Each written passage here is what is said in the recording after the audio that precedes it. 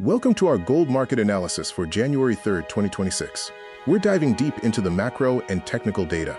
Let's start with a quick market snapshot based on live verified data as of January 2nd, 2026.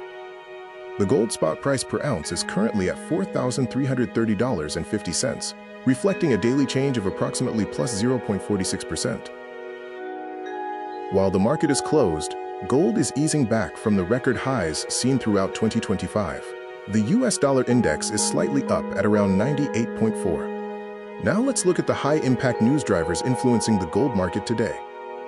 The FTSE 100 hit fresh record highs, spurred by a rally in gold and mining stocks due to last year's metals boom, which underpins a bullish narrative for gold. A significant factor is the US dollar, which is on track for its worst year since 2017, having fallen approximately 10% in 2025. A weaker dollar typically boosts gold demand. U.S. Treasuries saw solid returns in 2025, but 30-year yields briefly topped 5.1%. Higher yields can pressure gold, creating a mixed influence with safe haven flows providing some offset. Let's review the overall macro environment influencing the gold market.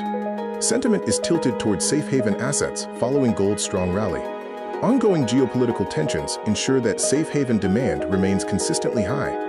Our macro conclusion is that long-term drivers like Fed rate cut expectations and US dollar weakness remain bullish for gold. However, short-term consolidation is probable after the strong 2025 rally.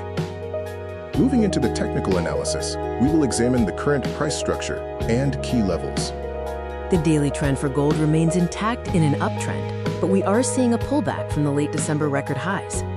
Short-term, consolidation is happening around the $4,280 to $4,300 support level. Key support levels to monitor are $4,280 intraday, followed by $4,200. On the resistance side, look for $4,350 to $4,380, and then $4,420 to $4,450. Let's analyze the price action and overall market sentiment.